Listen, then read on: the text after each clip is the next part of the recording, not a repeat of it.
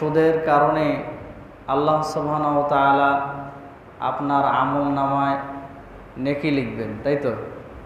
হ্যাঁ, নেকি লিখবেন। কারণ নেকি লিখবেন এই কারণে যে আপনি আরেকজনকে, অসহায় ব্যক্তিকে টাকা দিলেন, জাস্ট কিছুদিন পরে 10% হারে একটু বেশি নেবেন, এই তো উপকার করছেন না? যে আমি যদি বিপদের সময় উপকার করে থাকি তাহলে তো সওয়াব হওয়ার কথা, কিন্তু ব্যাপারটা কি তাই?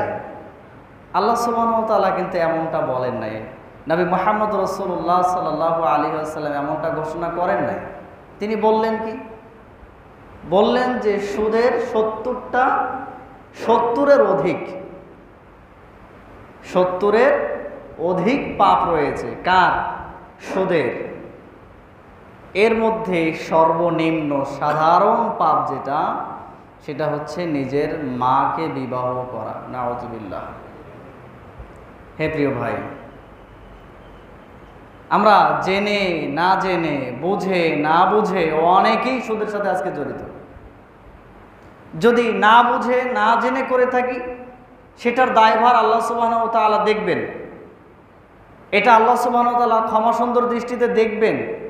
কিন্তু জেনে শুনে আমি সুদের মধ্যে ঢুকে যাচ্ছি, আমি জানি যে সুদ, এটার পাপ অনেক বেশি, এটা ভয়াবহ পাপ, এর শাস্তিও খুব বেশি, এরপরেও আমি ভয় পাই না, নির্বিঘ্নে আমি চলাচল করছি আমার সুদের পথে,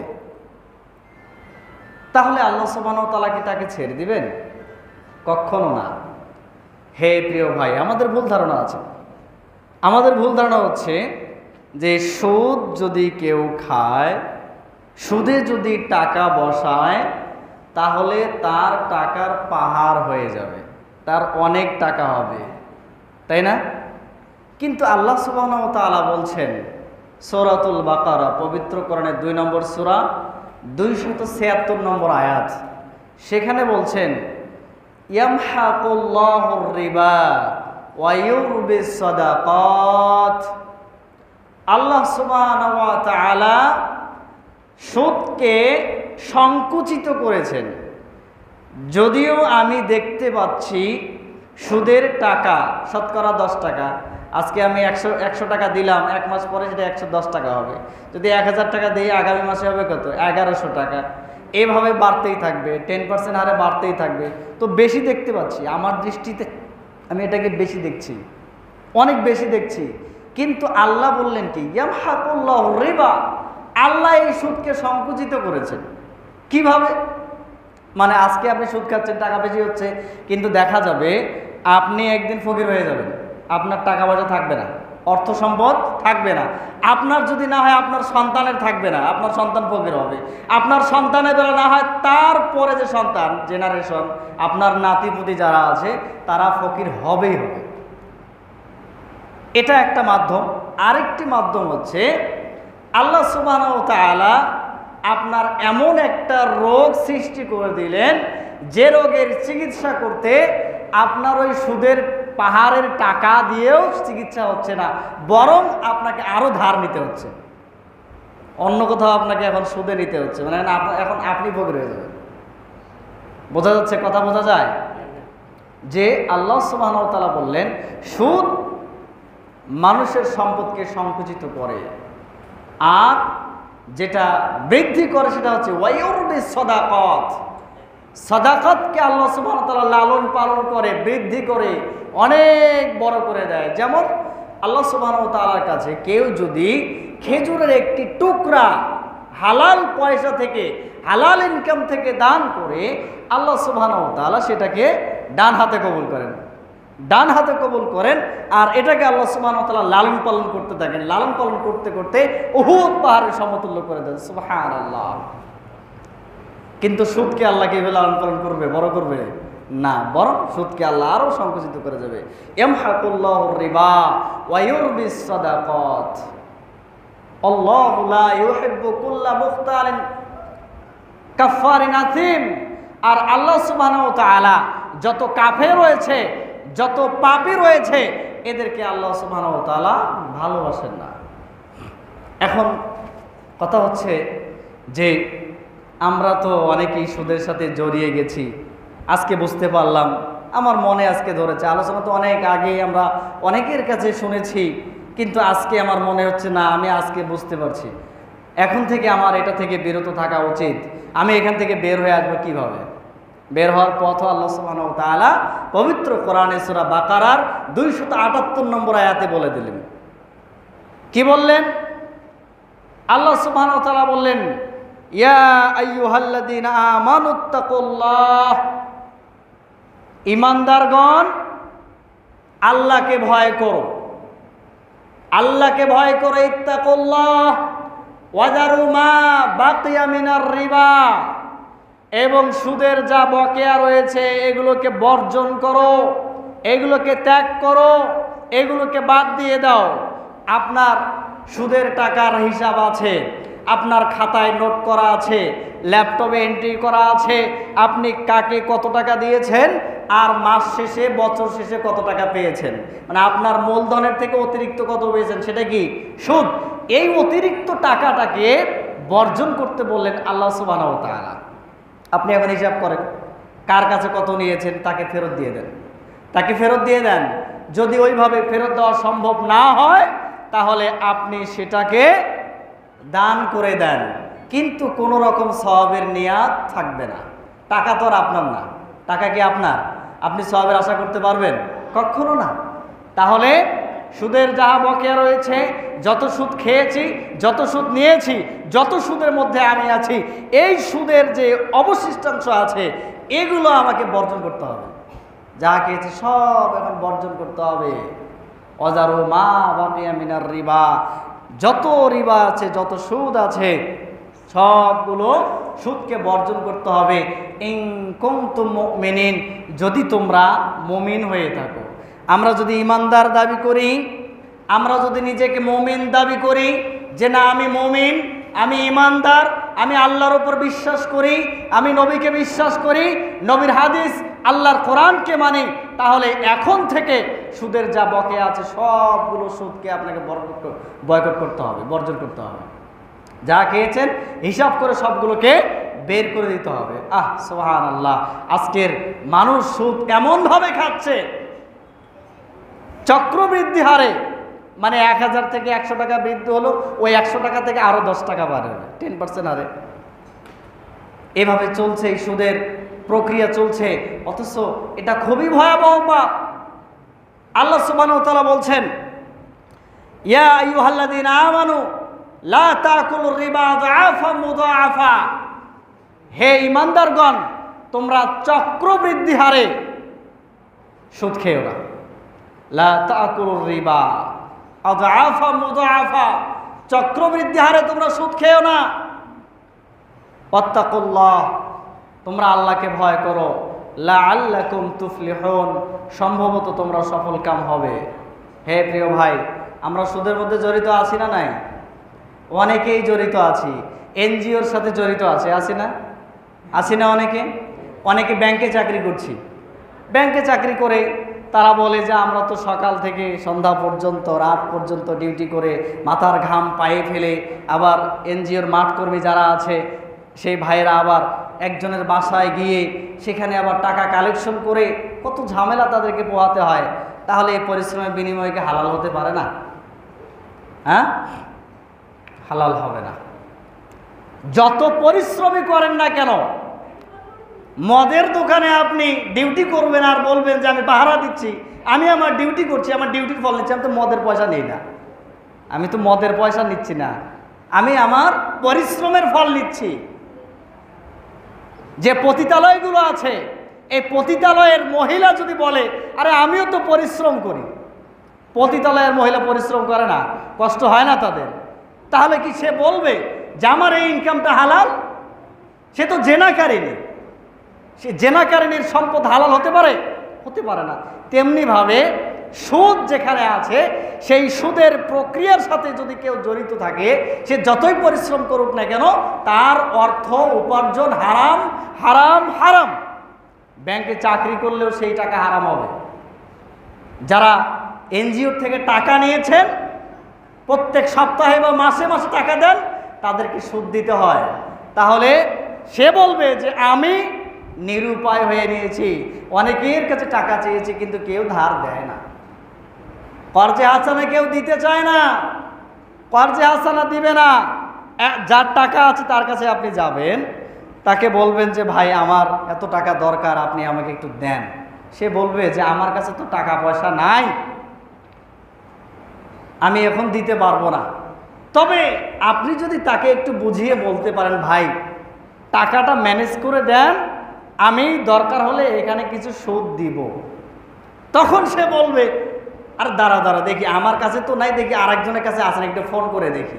ফোন করে দিবে, অথচ টাকা তার কাছে, তার নিজের কাছে, যে আমার কাছে নাই আরেকজনের কাছে আছে, আমি একটু তার সাথে যোগাযোগ করি দেব।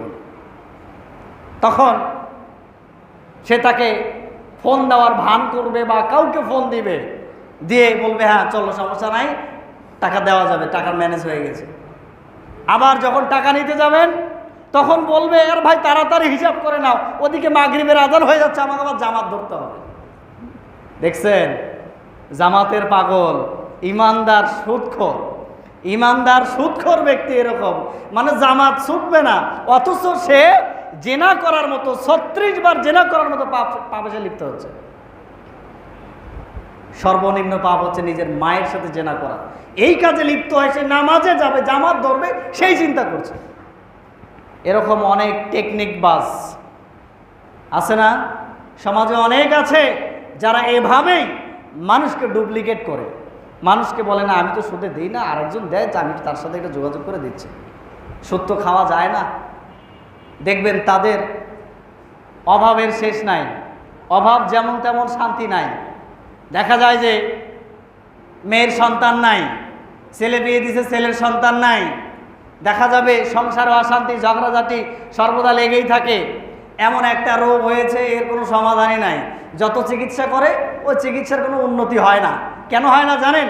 বরকত নাই, বরকত নাই। সুদের টাকায় কখনো বরকত হয় না।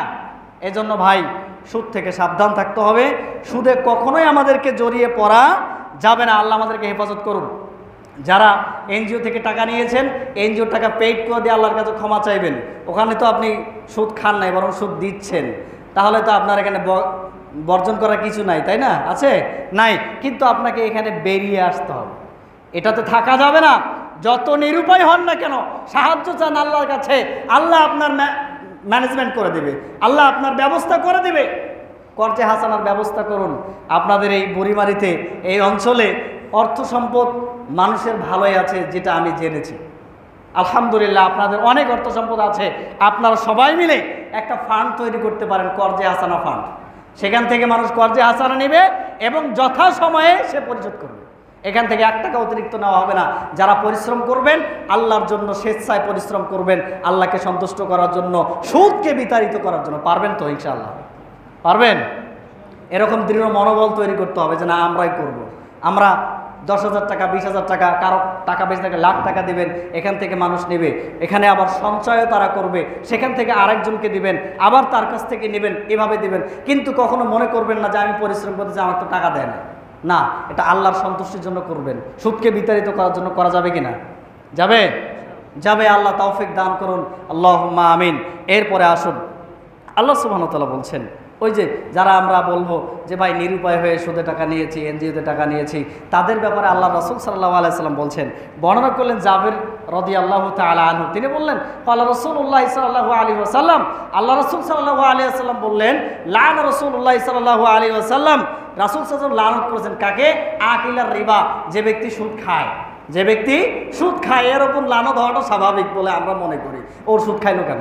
ওই এমনিতে একজন বিপদে পড়েছে, তাকে আমি দিব যে ভাই সময় হলে তুমি বিপদ থেকে উদ্ধার হলে আমাকে দিয়ে দিবে, এটা ভালো কাজ না? ধার দেওয়া কি ভালো কাজ? কিন্তু সে বিপদে পড়েছে, আমি তাকে আরো বিপদে ফেলছি। টাকা নিবা 1 লাখ, আরো 1000 টাকা বেশি দেওয়া লাগবে সামনের মাসে, প্রত্যেক মাসে 1000 করে বাড়বে। 1000 টাকা নিবা, সামনের মাসে 1100 দেওয়া লাগবে। এই যে এরকম একটা শর্ত করে দিচ্ছে, আমরা সুদের হার দিচ্ছি, তখন কি হবে? পাপ হবে। এটা কি আমরা ভালো করলাম? অন্যায় করলাম, তার উপর জুলুম করলাম। কারণ সে বিপদে, সে বিপদে, আর আমি তাকে আরো বিপদে ফেলছি যে আমার কাছ থেকে টাকা নিতে হলে সুদ দেওয়া লাগবে। এগুলো ভালো মানুষের কাজ না, এটা মন্দ মানুষের কাজ, এগুলা নিকৃষ্ট ঘৃণিত মানুষের কাজ। সুদে টাকা দেবেন না ভাই, এমনিতে ধার দেবেন। কর্জে হাসানা দিবেন। এরপরে যেটা বললেন ও মৌকিলাহু, এবং কি করে যাকে খাওয়ানো হয়। এখন যে ব্যক্তি দিচ্ছে, যে ব্যক্তি খাওয়ায় এবং যে খায়, উভয়ের ওপর লানত। মানে আপনি দিচ্ছেন নিরুপায়, আপনি কি আপনিও লানত প্রাপ্ত। কেন আপনি দিলেন? আপনি নিতে গেলেন কেন? আপনি ওই সুদে টাকা নিতে গেলেন কেন আর সুদ দিলেন কেন? সুদ দেওয়া নেওয়া দুইটাই কি পাপের কাজ। তাই কি শেষ হয়নি এখনো। ওয়াকাতিবাহু, এবং ওই যে একজন লেখক আছে, ওই যে বললাম না যে ব্যাংকে বসে এনজিওতে বসে তারা লেখালেখি করে, কে কত দিচ্ছে, সঞ্চয় কত করছে, কাকে দিবে, আবার কবে নিবে, এগুলো তারা লেখালেখি করে, পরিশ্রম করে। এই জন্য এই পরিশ্রমী ব্যক্তিদের জন্য ওয়াকাতিবাহী, যারা লিখে রাখবে তাদেরও পাপ, তাদের উপর অভিশাপ। আবার বললেন অশাহিদাইহি, এবং দুইজন সাক্ষী রাখলেন যে অমুককে আমি এত টাকা দিলাম, এই যে তোমরা দুজন সাক্ষী থাকলা। যারা দুজন সাক্ষী থাকলো, এই সাক্ষী থাকার কারণে নিল না, খাইলো না, লিখলো না, শুধু সাক্ষী থাকছে, শুধু সাক্ষী থাকছে, যার কারণে সেও পাপী। কত বড় পাপ! খাইলো একজন, বিপদে পড়ে দিলাম আমিও পাপী। যে ব্যক্তি লিখে রাখলো ও পাপী, কিন্তু ও খাইলো না। আবার যে ব্যক্তি সাক্ষী থাকলো ওই পাপী। একটা সুদের সাথে 4 জন জড়িত। কয়জন জড়িত? 4 জন জড়িত। 4 জন ব্যক্তিকে আল্লাহ রাসূল সাল্লাল্লাহু আলাইহি ওয়াসাল্লাম লানত করেছেন। খাবেন সুদ না দিবেন? সুদ খাবেন না দিবেন? কথা বলে না, চাচা তো ঘুমাই গেছে। সুদ খাবেন না দিবেন? খাওয়াও যাবে না, দেওয়াও যাবে না। নাকি আপনাদের মধ্যে সুদ আছে নাকি? কষ্ট লাগতেছে আপনাদের? সুদ থাকলে বর্জন করতে হবে, এটা আপনার বিরুদ্ধে আমি বলছি না, আমি কোরআন হাদিস বলতেছি। যত দলিল লাগে নেবেন আমার কাছ থেকে, ইনশাআল্লাহ কোনো সমস্যা নাই। সুদ থাকলে আজকেই বর্জন করতে হবে, এখন থেকে বর্জন করতে হবে। কারণ আপনি মুমিন দাবিদার, আপনি মুসলিম দাবিদার। মুসলিম কখনো সুদে জড়িত হতে পারে না। মুসলমানের বৈশিষ্ট্য এটা নয়। মুসলিম সবাই আল্লাহ সুবহানাহু ওয়া তাআলা আমাদেরকে সৃষ্টি করেছেন মানুষের কল্যাণের জন্য, মানুষের উপকার করার জন্য। কুনতুম খায়রা উম্মাতিন উখরিজাত লিন-নাস, তোমরা শ্রেষ্ঠ জাতি, মানুষ জাতি। তোমাদের উত্থান ঘটানো হয়েছে মানুষের কল্যাণের জন্য। উখরিজাত লিন-নাস, মানুষের জন্য, মানুষের জন্য। তা'মুরুনা বিল মা'রুফ ওয়া তানহাউনা আনিল মুনকার, তোমরা মানুষকে ভালো কাজে আদেশ করে মন্দ কাজ থেকে নিষেধ করবে। আর আমরা মানুষকে আরো মন্দের পথ দেখাচ্ছি, আইসো সুদে টাকা দিয়ে আইসো। খুব খারাপ কথা, এটা কখনো করা যাবে না। আল্লাহ হেদায়েত দান করুন, আল্লাহুম্মা আমিন। এরপরে আপনি বেশি খান নাই, অল্প খেয়েছেন, যে না আমি তো খাই নাই, আমি বেশি খাই নাই, অল্প, এই আগে একটু খাইছিলাম এখন বাদ দিয়ে দিছি, ওটা বর্জন করতে হবে।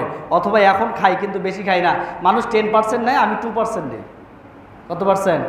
কম খাই না, তাহলে পাপ কি কম, তাই না? কিন্তু তা না। আল্লাহ রাসূল সাল্লাল্লাহু আলাইহি ওয়াসাল্লাম বলছেন যে, আব্দুল্লাহ ইবনে হানজালা রাদিয়াল্লাহু তাআলা আনহু বর্ণনা করলেন যে দিরহামুর রিবা ইয়াকুলুহু, দিরহামুর রিবা ইয়াকুলুহুর রাজুল ওয়া হুয়া ইয়ালাম। একজন ব্যক্তি সুদ সম্পর্কে জানে, সুদের পাপ সম্পর্কে তার জ্ঞান আছে, এই অবস্থায় সে বেশি নয় 1 দিরহাম খেয়েছে। কয় টাকা? মনে করেন 1 টাকা, মাত্র 1 টাকা সুদ খেয়েছে। 1000 টাকা দিছে, কিন্তু 1000-এর সাথে সে 1 টাকা বেশি নিছে। কয় টাকা বেশি নিছে? অথবা কেউ আপনাকে এমনিতেই দিল, আপনি শর্ত করেন নাই, কন্ডিশন ছাড়াই দিয়ে দিলেন যে যাও তুমি নিয়ে যাও 1000 টাকা, তুমি সময় মতো আবার ফিরিয়ে দিও। কিন্তু যখন সে ব্যক্তি টাকা ফিরিয়ে দিচ্ছে, তখন আরও 10 টাকা বা 20 টাকা বা 50 টাকা বা 100 টাকা আপনাকে বেশি দিয়ে দিল। আপনি কিন্তু চান নাই, আপনি কি করবেন? আপনি নেবেন? এটাও সুদের অন্তর্ভুক্ত। না চাইতেই সুদ। কারণ ও ব্যক্তি ভেবেছে যে সুদ ছাড়া তো এ জগতে কেউ দেয় না, অথবা মুখ ফুটে বলতে পারে না, এই জন্য তাকে দিতে হবে, না হলে সামনের বার আর দিবে না। আবার যদি বিপদে পড়ে আর দিবে না, অতএব ওকে 100 টাকা দিয়ে দেই, 50 টাকা দিয়ে দিই, চা নাস্তা খাবে, সামনের বার চাইলে আবার দিবে। ওই ব্যক্তির কিন্তু এই ধারণাও মিথ্যা নয়। এখন আপনি কি করবেন? আপনাকে সেটা বর্জন করতে হবে যে না ভাই, তুমি বিপদে পড়েছো, সহযোগিতা করেছি, আলহামদুলিল্লাহ উদ্ধার হয়েছো, টাকা দিয়েছো, ব্যাস, ইটস এনাফ, এটাই যথেষ্ট। এর জন্য আমি আলাদা কোনো সুবিধা চাই না। ওই 100 টাকা তো আর কাউকে দিল না, আমাকে তো দিল না, আপনি টাকা দিয়েছেন, আপনাকে দিল। আমি এই যে সফর করে আসলাম, গরমের মধ্যে ট্রেনে জার্নি করে গাটা ঘেমে টেমে শেষ, রোদ্রের মধ্যে হাঁটাহাঁটি করে চলে আসলাম, আমাকে তো কেউ 100 টাকা দিল না, কিন্তু আপনাকে দিল কেন? ওই যে আপনি সহযোগিতা করেছেন, এই জন্য। তাহলে ওটা কি? সুদ। এমনকি যদি এমনটাও হয় যাকে আপনি টাকা দিয়ে, অর্থ দিয়ে সহযোগিতা করেছেন, ওই যাকে সহযোগিতা করলেন তার বাড়িতে লাউ ধরেছে, লাউ, অনেক সুন্দর সুন্দর লাউ, কচি লাউ আপনার বাড়িতে নিয়ে আসছে, ভাই আমার বাড়িতে লাউ ধরেছে, আমি আপনাকে একটা দিচ্ছি। এখন আপনি চিন্তা ভাবনা করেন যে আমি টাকা দেওয়ার আগে ওই ব্যক্তি কোনোদিন আমাকে লাউ দিয়েছিল কিনা, এর আগে তো লাউ আবাদ করছে, এটা দেয় নাই, এখন সহযোগিতা করেছি, টাকা দিয়েছি, ধার দিয়েছি, এই জন্য মনে হয় ওটা দিতে আসছে, ওটাও সুদ। ওটা কি ভাই বোঝেন আপনি? বোঝা যায় কথাগুলো? ওটাও সুদ, ওটাকেও বর্জন করতে হবে। কিভাবে যে সুদ আমাদের মধ্যে ঢুকে যাচ্ছে আমরা নিজেরাও টের পাচ্ছি না।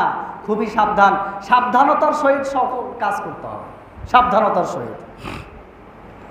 তো ওই যে আপনি 1 টাকা খেলেন, 1 টাকা আপনি সুদ খেলেন, বেশি খান নাই, একটা লাউ খেয়েছেন, অথবা আপনার চা খাইয়েছে, তো আল্লাহ রাসূল সাল্লাল্লাহু আলাইহি ওয়াসাল্লাম বললেন, জেনে শুনে কেউ যদি সুদ 1 টাকা খায়, আসাদ্দু মিন সিত্তাতি ওয়া সালাসিনা জিনাতান, 36 বার জেনা করলে যে পাপ হয়, 36 বার জেনা করলে যেই পাপ হয়, 36 বার জেনা করলে যে পাপ হয়, 1 টাকা জেনে শুনে সুদ খেলে তত পাপ হয়।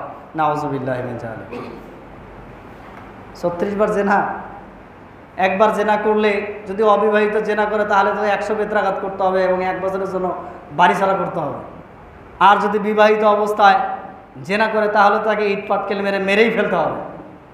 তাহলে 36 বার জেনা করলো, কিসের মাধ্যমে? সুদের মাধ্যমে, 1 টাকা সুদ খাওয়ার মাধ্যমে। তাহলে এই পাপ করা যাবে? সুদ যারা খাই খাবো, আরো যারা নিয়েছি এটা বর্জন করব কিনা? করবো ইনশাআল্লাহ। আল্লাহ আমাদেরকে তৌফিক দান করুন, আল্লাহ আমাদের সহজ করে দিন, আল্লাহুম্মা আমিন। হে প্রিয় মুসলিম ভাই, শুধু এটাই নয়, ইন্নার রিবা ওয়াইন কাসুরা ফাইন্না আকিবাতাহু নাসিরুন ইলাল কলব। সুদ এটা যদিও বেশি মনে হয়, আল্লাহ রাসূল সাল্লাল্লাহু আলাইহি ওয়াসাল্লাম বলছেন যে নিশ্চয়ই সুদ যদিও এটাকে বেশি মনে হচ্ছে, কিন্তু এর মূল হচ্ছে অল্প। এর মূল কি? স্বল্পতা। মানে আপনার টাকা কমে যাবেই যাবে, আপনি ভিক্ষুক হয়ে যাবেন। সুদ মানুষকে ধ্বংস করে ফেলবে, যেমনভাবে বাংলাদেশ আজকে সুদের কবলে পড়ে আজকে মনে করেন নিঃস্বতার দিকে। সুদে টাকা নিতে নিতে আজকে ফ্লাইওভার, আজকে রোড, আজকে উন্নয়ন, এই উন্নয়ন করে করে সুদে টাকা নিতে নিতে আজকে বাংলাদেশ নিঃস্ব হয়ে যাচ্ছে। এখন হাত পাততে হচ্ছে মানুষের কাছে আবার সুদে টাকা নেওয়ার জন্য। মানুষ কি আর এমনিতে দিবে নাকি? সবাই কি আর ইসলাম বোঝে? আমরা মুসলমান হয়ে বুঝি না, আবার বিশ্ব ব্যাংক আবার সুদ ছাড়া টাকা দিবে নাকি আপনাকে? সম্ভব? একটা কথা বলে মানুষ, লাভে লোহা উবায়, তাই না? আর বিনা লাভে তুলা উবায় না। তো ওরা আপনাকে এমনি টাকা দিবে না। কিন্তু ইসলামের কথা হচ্ছে আপনি অপরকে সহযোগিতা করুন। যদি এমনিতে দান করতে না পারেন, কমপক্ষে ধার দেন। দান করার থেকে ধার দেওয়ার নেকি অনেক বেশি, জানেন? আপনি যদি দান করেন তার থেকে নেকি বেশি কোনটা? ধার দেওয়াতে। বিপদের সময় আরেকজনকে সহযোগিতা করবেন, এটার নেকি অনেক অনেক অনেক বেশি। এই জন্য সুদে নয়, কর্জে হাসানা দিন। ভাই যা দিয়েছি আপনি তাই দেন, এর বিনিময়ে আমাকে কিছুই লাগবে না। দেখবেন আল্লাহ সুবহানাহু ওয়া তাআলা আপনার উপর বিশেষ রহমত দান করবেন। আল্লাহুম্মা আমিন।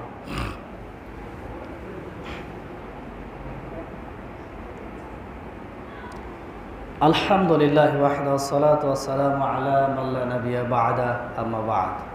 সম্মানিত প্রিয় মুসলিম ভাই, শুধু সুদ নয়, ঘুষ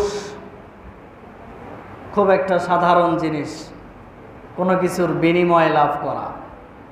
যেমন অফিসে যাবেন ফাইলটা সাইন করার জন্য, সে বলবে, আপনি বলবেন যে ফাইলে দেন একটা সই, সে বলবে যে আমারটা কই। বোঝেন নাই? আপনি চাইলেন কি সই, আর সে বলবে যে আমারটা কই, ফাইল অফ করে রেখে বলবে আমারটা কই। তার মানে কি? সে কি চায়? না, বকশিস। সে বকশিস চায় যে এত বড় একটা ফাইল আমার মাধ্যমে যাবে, তো একটু বকশিস দিবেন না, আপনি তো এখান থেকে কিছু পাবেন, আপনি তো ইনকাম করবেন, তো ইনকামের থেকে আমাকে কিছু দেন।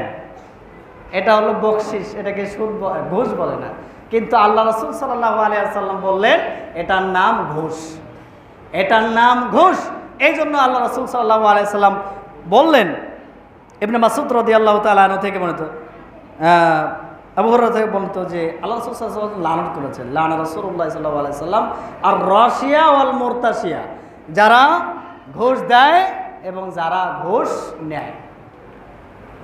আপনি মনে করছেন যে এটা তো আমার দরকার, আর আমার বাবার টাকা পয়সা কি কম আছে, আমি দিলাম 2-4 লাখ 5 লাখ টাকা দিয়ে দিলাম, চাকরিটা আমার চাই, এই ব্যবসাটা আমার চাই, এই প্রজেক্টটা আমার চাই, দিলাম টাকা কি আমার কম আছে না?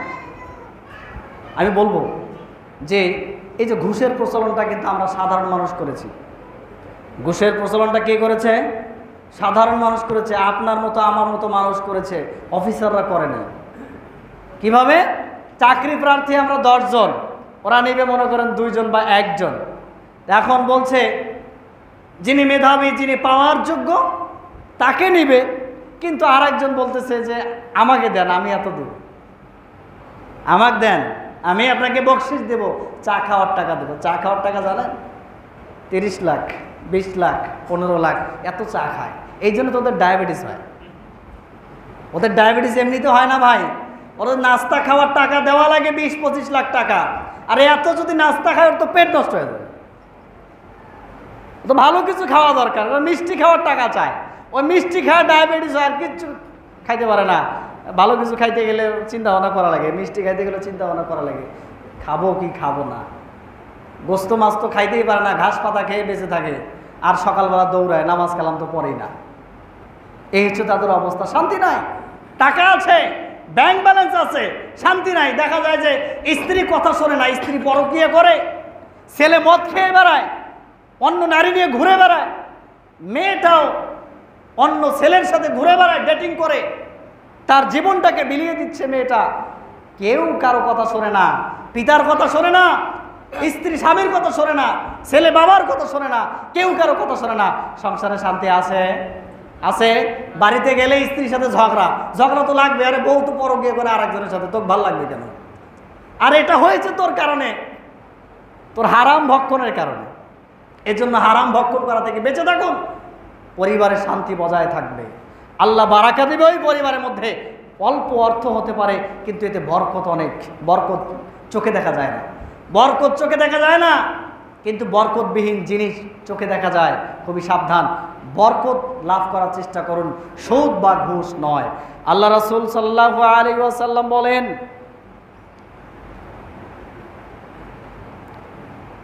মান শাফা লিআখিহি, কেউ যদি কোনো ভাইয়ের জন্য সুপারিশ করে যে ভাই তাকে দেন, সে বিপদে পড়েছে, তাকে আপনি টাকাটা দেন, সে যদি না দেয় তা আমি দেখব পরে। বললেন ফাহদা লাহু হাদায়াতান, তখন সে তাকে টাকা দিল, অর্থ দিল, কিসে? সুদে টাকা দিল। ফাকবিলাহা, তারপর সে সেটা গ্রহণ করলো। ফাকদ আতা বাবান আজিমান বিন আবওয়াবিন নার, সে সুদের একটা বড় দরজা দিয়ে প্রবেশ করলো। শুধুমাত্র সুপারিশ করেছে, যে ব্যক্তি সুদে টাকা দেয় তাকে সুপারিশ করলো, ভাই ওই ছেলেটাকে দেন, ওই ভাইটাকে দেন, ওই ভাইটা খুব বিপদে আছে, দেন, সুদেই দেন, সমস্যা নেই, দেবে। কিন্তু যিনি দিবে তিনি ভাবতেছে যে ওর তো ইনকাম নাই, ওর তো টাকা পয়সা নাই এবং সম্পত্তিও নাই যে দখল করব, টাকা দিয়ে আবার বিপদে পড়ি নাকি। কিন্তু আমার মতো একজন সাধারণ মানুষ গিয়ে বা গ্রহণযোগ্য মানুষ গিয়ে তাকে বললো, ভাই দেন, আমি আছি, আমি ব্যবস্থা করে দেব, আমি নিয়ে দেব। কি করলাম? সুপারিশ করলাম। এই সুপারিশ করার কারণে আল্লাহ রাসূল সাল্লাল্লাহু আলাইহি ওয়াসাল্লাম বললেন যে সে রিবার, সুদের একটা বড় দরজা দিয়ে প্রবেশ করলো। নাউযুবিল্লাহি মিন যালিক। এই যে সুপারিশ করা, সাধারণ একটা সুপারিশ, এই সুপারিশের কারণে সুদের বড় একটা দরজা দিয়ে আমাকে প্রবেশ করতে হলো। তাহলে এটা কি ভালো কাজ? ভালো কাজ? সুদ খাবেন? কতবার কিন্তু বলছেন যে সুদ খাবেন না, সুদ দিবেন, বারবার বলছেন দিবেন না। তাহলে সুদ দেওয়া নেওয়া থেকে বিরত থাকুন। সাক্ষী তো দূরের কথা, সুপারিশ করা তো দূরের কথা। এখন আসুন, আবার বলছেন আল্লাহ রাসূল সাল্লাল্লাহু আলাইহি ওয়াসাল্লাম, মান ইস্তা'মালনাহু আলা আমালিন, আমি যাকে একটা কর্মে নিযুক্ত করেছি, কাজ দিয়েছি, অফিসে কাজ দিয়েছি বা কর আদায়ের জন্য কাজ দিয়েছি, আল্লাহ রাসূল সাল্লাল্লাহু আলাইহি ওয়াসাল্লাম বললেন যে আমি যাকে কাজ দিয়েছি, দায়িত্ব দিয়েছি কোনো কাজের জন্য, ফারাযাকনাহু রিজকান, এবং আমি তাকে ভাতা দেই, আমি তার টাকা পয়সা দেই, তাকে মাসিক একটা স্যালারি আমি তাকে দেই। এরপরে কি করলো? ফামা আখাযা বা'দা যালিকা ফাহুয়া গুলুন। এছাড়াও যদি সে আরও কিছু গ্রহণ করে, বেতন ছাড়া যদি আরও কিছু নেয়, ফাহুয়া গুলুন, এটাই হচ্ছে ঘুষ। এটাই কি? ঘুষ। এটাই হচ্ছে আমানতের খেয়ানত। ওই যে একজন সাহাবী গিয়েছিল জাকাতের মাল সংগ্রহ করার জন্য, তো জাকাতের মাল সংগ্রহ করে সে আল্লাহ রাসূলের দরবারে গেল। তখন সে বলল, আল্লাহ রাসূল, এটা হচ্ছে জাকাতের মাল, এটা আমার পার্সোনাল। কেন এটা পার্সোনাল কেন? বলতেছে এটা আমাকে হাদিয়া হিসেবে দিয়েছে। বলছে না, হাদিয়া হিসেবে যা দিয়েছে ওটাও এখানকার। তুমি হাদিয়া নিতে গেলে, তোমাকে আমি টাকা দিই না, তোমাকে আমি নিযুক্ত করি নাই, তোমাকে তো আমি অর্থ দিচ্ছি, তুমি নিবে কেন? আল্লাহ রাসূল সেটাকে কি বললেন? ওটা ঘুষ বললেন, ওটাকে আমানতের খেয়ানত বললেন। তাহলে আপনি সরকারি চাকরি করেন, এই সরকারি চাকরির জন্য সরকার নির্দিষ্ট একটা বেতন দেয়, তাই না? এরপরেও আপনি অতিরিক্ত টাকা কেন মানুষের কাছ থেকে নেবেন? কেন নিতে যাবেন? যেটা নিলেন অতিরিক্ত, এটার নাম কি? ঘুষ। আমানত ছিল আপনার কাছে, এই চাকুরিটা একটা আমানত ছিল, এই চেয়ারটা, এই পদটা আপনার জন্য আমানত ছিল, সেই আমানতের আপনি খেয়ানত করেছেন। প্রিয় ভাই, যারা যেই কাজে আছেন, চাকরি করেন, ব্যবসা করেন, কর্মচারী থাকেন, প্রত্যেকটা স্থান, প্রত্যেকটা কর্মের জায়গা আপনার জন্য আমানত স্বরূপ। এই আমানতটাকে আপনি রক্ষা করুন, কখনোই খেয়ানত করতে যাবেন না। তাহলে আমরা বুঝলাম সুদ এর পাপ কত বেশি। সুদের পাপ কতটা? 70-এর অধিক। সুদের পাপের স্তর 70-এর চেয়ে বেশি। 70টা নয়, 70-এর চেয়ে বেশি পাপ। আর সব থেকে নিম্ন পাপ কি বলেন তো ভাই? যারা সুদ খান তারা বলেন, কেউ বলবে না, তাই না? আচ্ছা, যারা সুদ খান, যারা সুদ খান না, সবাই আজকে থেকে ভালো হয়ে যাবে। সুদ খান, সুদ বর্জন করবেন। সর্বনিম্ন পাপ হচ্ছে নিজের মায়ের সাথে জেনা করা। পারবেন? পারবেন এভাবে যেতে? কিন্তু আপনি সরাসরি যেতে না পারলেও আপনি সুদের মাধ্যমে আপনার মায়ের কাছে পৌঁছে যাচ্ছেন। নাউজুবিল্লাহ। কতলযোগ্য অপরাধ, জাহান্নামে যাওয়ার মতো অপরাধ। আমরা আর বেশি কিছু বলবো না এই ব্যাপারে, তবে একটু কথা বলি, সেটা হচ্ছে যে কখনো অহংকার করবেন না। কি করবেন না? অহংকার করবেন না। অহংকার ঘৃণিত কাজ। অহংকারকারীকে কেউ ভালোবাসে না। আপনি মনে করছেন আমি শুধু অন্যকে ঘৃণা করি, এমনটা না, আপনাকেও মানুষ ঘৃণা করে। আপনার ঘৃণা করার কারণ হচ্ছে আপনার অহংকার। একটা হাদিস বলে শেষ দিয়ে দিব ইনশাআল্লাহ, যেহেতু সময় শেষ, যেটা মুসলিম শরীফে আসছে এবং মিশকাতুল মাসাবিহের 5110 নম্বর হাদিস। আবু হুরায়রা রাদিয়াল্লাহু তাআলা আনহু তিনি বর্ণনা করছেন, ক্বালা আল্লাহ, আল্লাহ সুবহানাহু ওয়া তাআলা বললেন, আল কিবরিয়াউ রিদাই, অহংকার হচ্ছে আমার চাদর। অহংকার কার চাদর? আল্লাহর চাদর। ওয়াল আযমাতু ইজারি, আর দম্ভ করা, আত্মম্ভরি, নিজেকে বড় মনে করা, এটা হচ্ছে ইজারি, আমার লুঙ্গি। ইজার মানে লুঙ্গি। তো আল্লাহ বললেন যে অহংকার হচ্ছে আমার চাদর, আর আত্মম্ভরি, নিজেকে বড় মনে করা, এটা হচ্ছে আমার লুঙ্গি। ফামান নাযানি ওয়াহিদাম মিনহুমা, কেউ যদি এই দুইটার একটা নিয়ে টানাটানি করে, জিনিস একজনের আপনি টানবেন, ছেড়ে দিবে, মানে আপনার লুঙ্গি ধরে যদি আমি টানি, কেমনটা লাগবে? মারবেন একটা সোফার, তাই না? আমার লুঙ্গি ধরে তুমি টানো কেন? আমার চাদর ধরে তুমি টানো কেন? আল্লাহ সুবহানাহু ওয়া তাআলা বলছেন, আর অহংকার আমার চাদর, আত্মম্বরী আমার লুঙ্গি। ফামান নাযানি ওয়াহিদাম মিনহুমা আদখালতুহুম জাহান্নাম, যে ব্যক্তি আমার এই লুঙ্গি অথবা চাদরের কোনো একটা নিয়ে টানাটানি করবে, আমি তাকে জাহান্নামে প্রবেশ করাবো। আদখালতুহু জাহান্নাম, আমি তাকে জাহান্নামে প্রবেশ করাবো। জাহান্নামে যেতে চান? জাহান্নামে যাওয়ার সহজ উপায় হচ্ছে অহংকার করবেন। জাহান্নামে যাওয়ার সহজ উপায় হচ্ছে সুদ খাবেন। জাহান্নামে যাওয়ার উপায় হচ্ছে অশ্লীল কর্মে লিপ্ত হয়ে যাবেন। আমরা আর দীর্ঘায়িত করছি না প্রিয় ভাই, আমরা আমাদের সকলকেই সংশোধনের জন্য আহ্বান করছি। আসুন আমরা সংশোধন হই, কারণ এ দুনিয়ার হায়াত ইমিডিয়েটলি ফুরে যাচ্ছে, অতি দ্রুত এই দুনিয়া ধ্বংস হয়ে যাবে। আমরা যারা এটাকে বর্তমান সিচুয়েশনটাকে আমরা ভালো মনে করছি যে খুব ভালোভাবে আছি, না, আমরা ভালো নেই। কোন দিকে আমরা চলে যাচ্ছি আমরা নিজেরাও জানি না। আমাদের দেশ কোথায় যাচ্ছে আমরা জানি না, পৃথিবী কোন দিকে যাচ্ছে আমরা জানি না। অতি দ্রুত পৃথিবী ধ্বংসের দিকে চলে যাচ্ছে, আমরা ধ্বংসের দিকে চলে যাচ্ছি। আমাদের আল্লাহর কাছে যেটা নিয়ে যেতে পারবো সেটা হচ্ছে আমাদের নেক আমল। আল্লাহর কাছে আমরা নেক আমলটুকু নিয়ে যেতে পারবো। এজন্য সময় থাকতে নেক আমল বেশি বেশি করুন। অন্যায় অশ্লীল কর্ম থেকে বিরত থাকুন। সুদ ঘুষ সন্ত্রাসী রাহাজানি থেকে বিরত থাকুন। মানুষের ওপরে নিপীড়ন করা থেকে বিরত থাকুন। আল্লাহ আমাদেরকে হেফাজত করবেন, আল্লাহ আমাদের আমল নামায় সওয়াব দিবেন এবং পরকালীন মুক্তি দান করবেন। আল্লাহ আমাদেরকে তৌফিক দান করুন। আল্লাহুম্মা আমিন। আল্লাহ, দোয়া করছি সকলের জন্য, আপনি আমাদেরকে হেফাজত করুন সুদ থেকে, ঘুষ থেকে, অশ্লীল কর্ম থেকে, অহংকার থেকে, গীবত থেকে আমাদেরকে রক্ষা করুন। বলি আল্লাহুম্মা আমিন। আমরা যারা অসুস্থ রয়েছি আল্লাহ, আপনি আমাদেরকে শিফায়ে কামিলা আজিলা দান করুন। আল্লাহুম্মা আমিন। হে আল্লাহ, আপনি আমাদেরকে দাজ্জালের ফিতনা থেকে হেফাজত করুন। আল্লাহুম্মা আমিন। হে আল্লাহ, আপনি আমাদের দেশকে রক্ষা করুন, দেশের মানুষকে রক্ষা করুন। আল্লাহুম্মা আমিন। আল্লাহুম্মা সাল্লি আলা মুহাম্মাদ ওয়া আলা আলি মুহাম্মাদ কামা সাল্লাইতা আলা ইব্রাহিম ওয়া আলা আলি ইব্রাহিম ইন্নাকা হামিদুম মাজিদ। আল্লাহুম্মা বারিক আলা মুহাম্মাদ ওয়া আলা আলি মুহাম্মাদ كما باركت على إبراهيم وعلى آل إبراهيم إنك حميد مجيد. سبحانك اللهم وبحمدك أشهد أن لا إله إلا أنت أستغفرك وأتوب إليك. السلام عليكم ورحمة الله.